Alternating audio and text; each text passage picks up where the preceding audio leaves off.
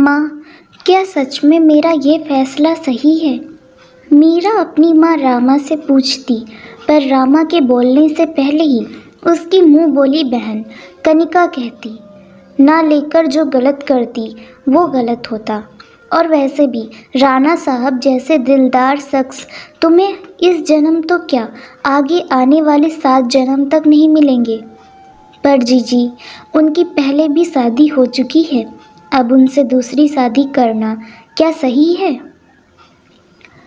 मीरा भोलेपन से पूछती तो कनिका टेढ़ा मुंह बनाकर बोली, अगर मैं तेरी जगह होती तो फिर इतना ना सोचती। मैं इतने बड़े आदमी से दूसरी तो क्या, तीसरी शादी कर लेती। अब बाहर चलो, राणा साहब तुम्हारा इंतजार कर रहे हैं। कनिका मीरा को लेकर बाहर चली गई। पूरे विधि विधानों के साथ मीरा और राणा साहब की शादी हो गई। विदाई के वक्त मीरा अपनी माँ से लिपटकर खूब रोई। इसके बाद वो राणा साहब की हवेली चली गई। राणा साहब की हवेली कम खंडहर ज़्यादा लग रही थी। वो मीरा को एक कमरे में ले जाकर कहता, अब से 1 महीने तुम्हें यहीं रहना है, ओके? अभी के लिए सुहागरात मनाते हैं। राणा साहब का अजीब व्यवहार देखकर मीरा सकपका गई। वो अपने पैर सिकोड़कर बैठ गई। तभी राणा साहब उसके करीब बढ़ने लगे। उसने मीरा के पास जाकर उसे छूना शुरू कर दिया। सुहागरात के समय पति तो ये सब करता ही है। ये सब सोचकर मीरा ने अपने मन को तसल्ली दी, मगर पता नहीं क्यों वो राणा साहब की छुअन को असहज महसूस कर रही थी। मजबूर मीरा उस रात राणा साहब को रोक ना पाई। अगले दिन राणा साहब मीरा को बताकर दिल्ली रवाना हो गए।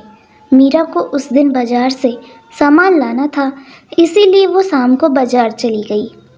लेकिन बाजार में उसे राणा साहब को किसी दूसरी औरत को अपने हाथों से गोलगप्पे खाते हुए देखा।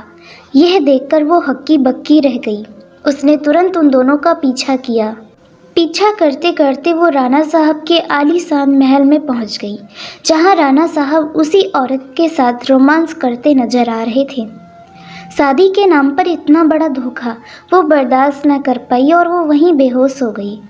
थोड़ी देर में होश आने पर उसने खुद को बेड पर बंधा पाया। उसके सामने राणा साहब और वही औरत खड़ी थी जो कि राणा साहब की पहली पत्नी आंचल थी। तुम्हें क्या लगा तुम हमारा सच सबको बता दोगी?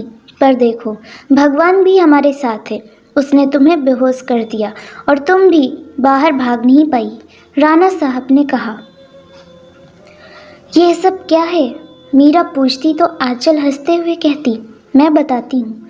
राणा साहब ने तुमसे शादी सिर्फ और सिर्फ एक बच्चे को पाने की चाह में की है। मतलब ये कि वो तुमसे शारीरिक संबंध बनाकर एक बच्चे को पाना चाहते हैं। वो भी पता है किसके लिए? मेरे लिए। राणा जी शुरू हो जाइए, हमें हमारा बेटा जल्दी चाहिए। इतना कहकर आंचल दरवाज़ा बंद करके बाहर चली गई। अब राणा साहब मीरा के करीब आकर उसका बदन चूमने लगे। मीरा को आज इस ज्यादती से बहुत घिन आ रही थी। मीरा चीखती रही, मगर राणा उसके साथ गलत करता गया। अब ऐसा रोज चलने लगा और इसी के चलते वो प्रेग्नेंट हो गई। अब आंचल उसका खूब ख्याल रखती, मगर मीरा को बस इन सब से घिन ही आती रहती। वो बस यहाँ से कैसे भी भागना चाहती थी। एक रात जब सभी सो रहे थे, तब मीरा चुपके से बाथरूम की खिड़की से कूदकर बाहर भाग गई। वो रातों रात अपने माँ के घर पहुँची और उन्हें बताया, माँ, ये शादी नहीं, एक समझौता है, वो भी मेरी ज़िंदगी का। जिस इंसान से आपने मेरी शादी कराई वो बस मुझे इस्तेमाल कर रहा था, वो भी अपनी पहली पत्नी को बच्चा देने के लिए। माँ, हमें ऐसे इंसान को सज़ा दिलानी चाहिए। इस मुश्किल घड़ी में रामा ने अपनी बेटी मीरा का पूरा साथ दिया। अगले दिन रामा पुलिस स्टेशन जाकर अपने दामाद की ज्यादती पर केस करती और उन्हें सच्चाई बताती। पुलिस ने तुरंत एक्शन लिया और राणा साहब को गिरफ्तार करके उससे सच उगलवाते। सच कबूलने पर पुलिस ने राणा को और उसकी पहली पत्नी आंचल को एक औरत पर जुल्म करने के जुर्म में गिरफ्तार कर लिया। वक्त बीतता गया और वक्त के साथ मीरा ने एक बेटे को जन्म दिया। अब उसकी ज़िंदगी उसका बेटा ही था। वो अपने बेटे के साथ हंसी खुशी रहने लगी। शादी एक समझौता कहानी आपको कैसी लगी, हमें अपने विचार कमेंट में लिखकर बताइए। दोस्तों, प्लीज़ इस कहानी को ज़्यादा से ज़्यादा शेयर करिए और दिल से हमारे चैनल को सब्सक्राइब कर लीजिए। धन्यवाद।